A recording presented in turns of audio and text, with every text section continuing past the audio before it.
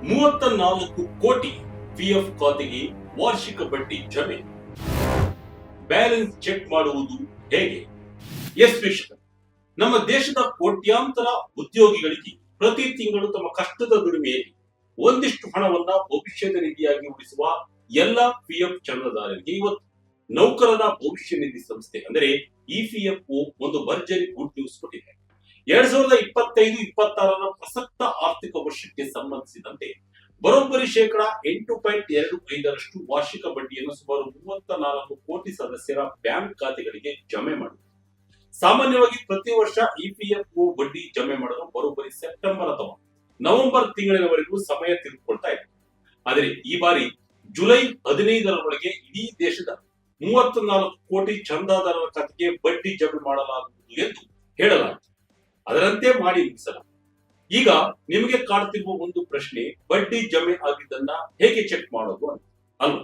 Okay, ವಿಡಿಯೋವನ್ನ ಕೊನೆವರೆಗೂ ನೋಡಿ. ಮೊಬೈಲ್ ನಲ್ಲೇ ಪಿಎಫ್ ಬಡ್ಡಿ ಚೆಕ್ ಮಾಡೋದು ಹೇಗೆ, ಬ್ಯಾಲೆನ್ಸ್ ಚೆಕ್ ಮಾಡೋದು ಹೇಗೆ, ಒಂದು ವೇಳೆ ಬಡ್ಡಿ ಹಣ ಕಾಣಿಸ್ತಿದ್ದರೆ ನೀವು ಮಾಡಬೇಕಾದ ತುರ್ತು ಕೆಲಸವೇ, ಎಲ್ಲವನ್ನ ಕೂಡ ಡೀಟೇಲ್ ಆಗಿ ನೋಡ್ತಾ ಹೋಗೋಣ ಬನ್ನಿ. ಇಪಿಎಫ್ಒ ಇತಿಹಾಸದಲ್ಲಿ ಹೊಸ ದಾಖಲೆ.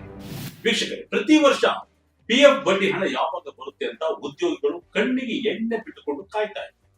ಆದರೆ 2025-26 ಈ ಆರ್ಥಿಕ ವರ್ಷ ಮಾತ್ರ ಇಪಿಎಫ್ಒ ಪಾಲಿಗೆ ಒಂದು ಬೈಲಿಗ.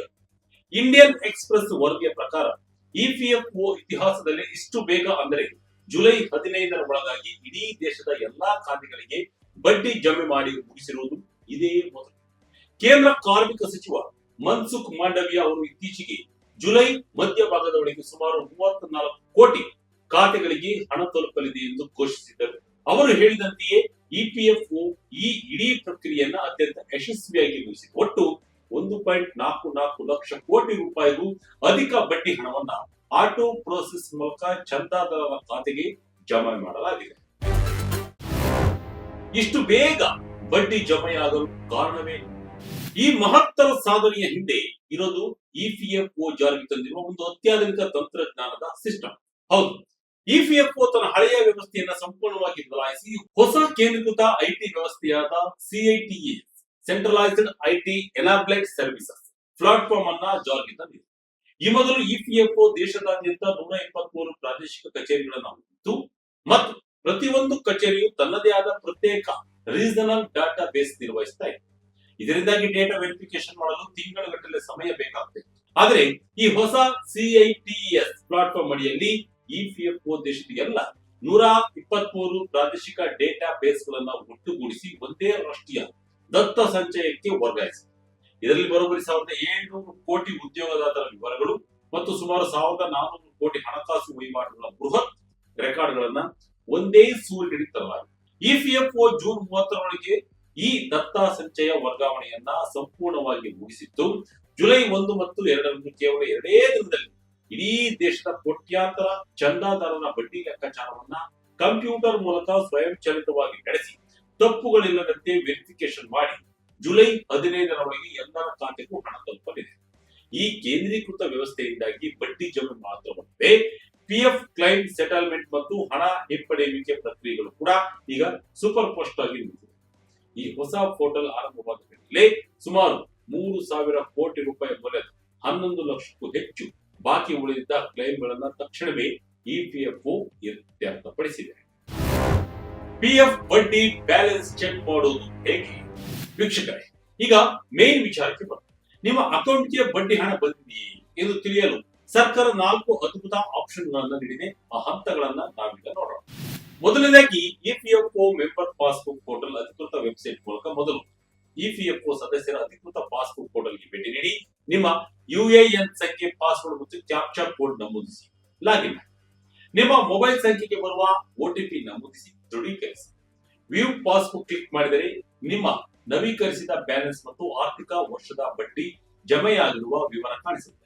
ಇನ್ನು ಎರಡನೇದು ಉಮಾಂಗ್ ಆಪ್ ಬಳಕೆ. ಮೊಬೈಲ್ ಅಪ್ಲಿಕೇಶನ್ ಮೂಲಕ ನಿಮ್ಮ ಮೊಬೈಲ್ ನ ಗೂಗಲ್ ಪ್ಲೇ ಸ್ಟೋರ್ ಅಥವಾ ಆಪಲ್ ಸ್ಟೋರ್ ಗಳಿಂದ ಸರ್ಕಾರದ ಅಧಿಕೃತ ಉಮಾಂಗ್ ಆಪ್ ಡೌನ್ಲೋಡ್ ಮಾಡಿ ಅದರಲ್ಲಿ ಲಾಗಿನ್ ಆಗಿ ಇಪಿಎಫ್ಒ ಸೇವೆಯನ್ನ ಆಯ್ಕೆ ನಿಮ್ಮ ಯುಎಎನ್ ಸಂಖ್ಯೆಯನ್ನ ಲಿಂಕ್ ಮಾಡಿ ನೇರವಾಗಿ ಮೊಬೈಲ್ ನಲ್ಲಿ ಪಾಸ್ಬುಕ್ ವಿವರಗಳನ್ನ ವೀಕ್ಷಿಸಿ. ಮೂರನೇದಾಗಿ ಎಸ್ಎಂಎಸ್ ಸೇವೆ. ನಿಮ್ಮ ನೋಂದಾಯಿತ ಮೊಬೈಲ್ ಸಂಖ್ಯೆಯಿಂದ 7738299899 ಸಂಖ್ಯೆಗೆ ನಿಗದಿತ ನಮೂನೆಯಲ್ಲಿ SMS ಕಳುಹಿಸಿ ತಕ್ಷಣವೇ EPFO ನಿಮ್ಮ ಖಾತೆಯ ಕೊನೆಯ ಕೊಡುಗೆ ಅಂದ್ರೆ ಒಟ್ಟು ಬ್ಯಾಲೆನ್ಸ್ ಮತ್ತು KYC ಸ್ಟೇಟಸ್ ವಿವರಗಳನ್ನ ಕನ್ನಡದಲ್ಲಿ ನಿಮಗೆ ಮರಳಿ SMS ಮಾಡುತ್ತೆ. ಇನ್ನು ನಾಲ್ಕನೇದು ಮಿಸ್ ಕಾಲ್ ಸೌಲಭ್ಯ. ಇಂಟರ್ನೆಟ್ ಇಲ್ಲದೆಯೂ ಸಾಕು ನಿಮ್ಮ EPFO ಖಾತೆಗೆ ನೋಂದಣಿಯಾಗಿರುವ ಮೊಬೈಲ್ ಸಂಖ್ಯೆಯಿಂದ EPFO ಒದಗಿಸಿರುವ ಅಧಿಕೃತ ಮಿಸ್ಡ್ ಕಾಲ್ ಸಂಖ್ಯೆಗೆ ಕರೆ ಮಾಡಿ. ಕರೆ ತಾನಾಗಿಯೇ ಕಟ್ ಆದ ತಕ್ಷಣ ನಿಮ್ಮ ಮೊಬೈಲ್ಗೆ ಒಟ್ಟು PF ಬ್ಯಾಲೆನ್ಸ್ ಇರುವ SMS ಬರುತ್ತದೆ. ಯಾರಿಗೆ ಎಷ್ಟು ಬಡ್ಡಿ ದರ ಬಂದಿರುತ್ತೆ? ಪ್ರಸ್ತುತ ವರ್ಷಕ್ಕೆ ಬಡ್ಡಿ ದರವನ್ನ EPFO ಕಳೆದ 2 ವರ್ಷಗಳಂತೆಯೇ 8.5% ಕಾಯ್ದುಕೊಂಡಿದೆ. ಪ್ರಸ್ತುತ EPFO ಬರೋಬ್ಬರಿ 32 ಲಕ್ಷ ಕೋಟಿ ರೂಪಾಯಿ ಮೌಲ್ಯದ ಆಸ್ತಿಯನ್ನು ನಿರ್ವಹಿಸುತ್ತಿದ್ದು 35 ಕೋಟಿ ಖಾತೆಗಳಲ್ಲಿ ಸುಮಾರು 8 ಕೋಟಿ ಸಕ್ರಿಯ ಕೊಡುಗೆದಾರರು. ನಿಮ್ಮ ಖಾತೆಯಲ್ಲಿ ದೊಡ್ಡ ಮೊತ್ತದ PF ಬ್ಯಾಲೆನ್ಸ್ ಇದ್ದರೆ ನೀವು ಈ 8.25% ಬಡ್ಡಿಯಿಂದ ನಿಮಗೆ ಸಿಗುವ ಲಾಭ ನಿಜಕ್ಕೂ ಗಣನೀಯವಾಗಿದೆ. ಬನ್ನಿ ಒಂದು ಸಣ್ಣ ಲೆಕ್ಕಾಚಾರವನ್ನು ಮಾಡಿ. ನಿಮ್ಮ PF ಖಾತೆಯಲ್ಲಿ 10 ಲಕ್ಷ ರೂಪಾಯಿ ಬ್ಯಾಲೆನ್ಸ್ ಇದ್ದರೆ 8.25% ದರದಲ್ಲಿ ನಿಮಗೆ ವಾರ್ಷಿಕವಾಗಿ ಸಿಗುವ ಬಡ್ಡಿ ಬರೋಬ್ಬರಿ 82,500 ರೂಪಾಯಿ. ಒಂದು ವೇಳೆ ನಿಮ್ಮ ಖಾತೆಯಲ್ಲಿ 50 ಲಕ್ಷ ರೂಪಾಯಿ ಅಂತ ದೊಡ್ಡ ಮೊತ್ತ ಬ್ಯಾಲೆನ್ಸ್ ಇದ್ದರೆ ನಿಮಗೆ ಸಿಗುವ ವಾರ್ಷಿಕ ಬಡ್ಡಿ ಬರೋಬ್ಬರಿ 4,12,000 ರೂಪಾಯಿ. ಇನ್ನು ಬಡ್ಡಿ ಹಣ ಕಾಣಿಸದಿದ್ದರೆ ಏನ್ ಮಾಡಬೇಕು? ವೀಕ್ಷಕರೇ, ಒಂದು ವೇಳೆ ನಿಮ್ಮ ಪಾಸ್ಬುಕ್ ನಲ್ಲಿ ತಕ್ಷಣವೇ ಬಡ್ಡಿ ಹಣ ಕಾಣಿಸುತ್ತಿದ್ದರೆ ಗಾಬರಿಯಾಗಿ EPFO ನಿಮ್ಮ ಮಾಸಿಕ ಚಾಲನೆಯಲ್ಲಿರುವ ಬ್ಯಾಲೆನ್ಸ್ ಆಧಾರದ ಮೇಲೆ ಬಡ್ಡಿಯನ್ನ ಲೆಕ್ಕ ಹಾಕಿರುತ್ತೆ. ಇದು ನಿಮ್ಮ ಪಾಸ್ಬುಕ್ ನಲ್ಲಿ ತಡವಾಗಿ ಅಪ್ಡೇಟ್ ಆದರೂ ನಿಮಗೆ 1 ರೂಪಾಯಿ ನಷ್ಟವಾಗುತ್ತದೆ. EPFO ಯೋಜನೆ 1952ರ ಕಾಯ್ದೆ. EPFO ಯೋಜನೆ 1952ರ ಪ್ಯಾರಾಗ್ರಾಫ್ 60ರ ಅಡಿಯಲ್ಲಿ ಹಣ ನಿಮ್ಮ ಖಾತೆಗೆ ಅಧಿಕೃತವಾಗಿ ಜಮೆ ಆಗುವವರೆಗೂ ಅದಕ್ಕೆ ಸೇರಬೇಕಾದ ಬಡ್ಡಿ ನಿರಂತರವಾಗಿ ಸಂಗ್ರಹವಾಗುತ್ತಲೇ ಇರುತ್ತೆ. ಅದರಿಂದ ವಿಳಂಬವಾದರೂ ಬಡ್ಡಿ ಮೊತ್ತ ಕಡಿಮೆ ಆಗುತ್ತೆ. ನಿಮ್ಮ KYC ಅಪ್ಡೇಟ್ ಆಗಿ ನೋಡಬೇಕು. ಹೌದು, ಬಡ್ಡಿ ಹಣ ವಿಳಂಬವಾಗಲು ಅಥವಾ ಕ್ಲೈಮ್ಗಳು ರಿಜೆಕ್ಟ್ ಆಗಲು ಮುಖ್ಯ ಕಾರಣ ತಪ್ಪು KYC ವಿವರ. ನಿಮ್ಮ UAN ಸಂಖ್ಯೆ ಆಕ್ಟಿವೇಟ್ ಆಗಿದೆಯೇ ಅಥವಾ ನಿಮ್ಮ KYC ವಿವರಗಳು ಮುಖ್ಯವಾಗಿ ಮೊಬೈಲ್ ಸಂಖ್ಯೆ ಸರಿಯಾಗಿ ಲಿಂಕ್ ಆಗಿದೆಯೇ ಎಂಬುದನ್ನ ಖಚಿತಪಡಿಸಿಕೊಳ್ಳಿ. ಒಟ್ಟಿನಲ್ಲಿ EPFO ಜಾರಿಗೆ ತಂದಿರುವ ಈ ಹೊಸ ಕೇಂದ್ರೀಕೃತ IT ತಂತ್ರಜ್ಞಾನ ವ್ಯವಸ್ಥೆಯು ಇಡೀ ದೇಶದ ಕೋಟ್ಯಾಂತರ ಕಷ್ಟಪಟ್ಟು ದುಡಿಯುವ ವರ್ಗಕ್ಕೆ ನಿಜಕ್ಕೂ ಒಂದು ವರದಾನ. ಸಂಸ್ಥೆಯ ಇತಿಹಾಸದಲ್ಲಿ ಮೊದಲ ಬಾರಿಗೆ ಜುಲೈ ಮಧ್ಯಭಾಗದಲ್ಲಿ ವಾರ್ಷಿಕ ಬಡ್ಡಿ ಜಮೆಯಾಗುತ್ತಿರುವುದು ದೇಶದ ಮಧ್ಯಮ ವರ್ಗದ ನೌಕರರ ಮುಖದಲ್ಲಿ ಹರ್ಷ ತಂದಿದೆ. ಹಾಗಾಗಿ ತಡ ಮಾಡದೆ ಇವತ್ತೇ ನಿಮ್ಮ ಮೊಬೈಲ್ ಮೂಲಕ ನಾವಿಲ್ಲಿ ತಿಳಿಸಿದ 4 ಸರಳ ವಿಧಾನಗಳಲ್ಲಿ EPF ಖಾತೆಯ ಬ್ಯಾಲೆನ್ಸ್ ಅನ್ನ ಪರಿಶೀಲಿಸಿಕೊಳ್ಳಿ.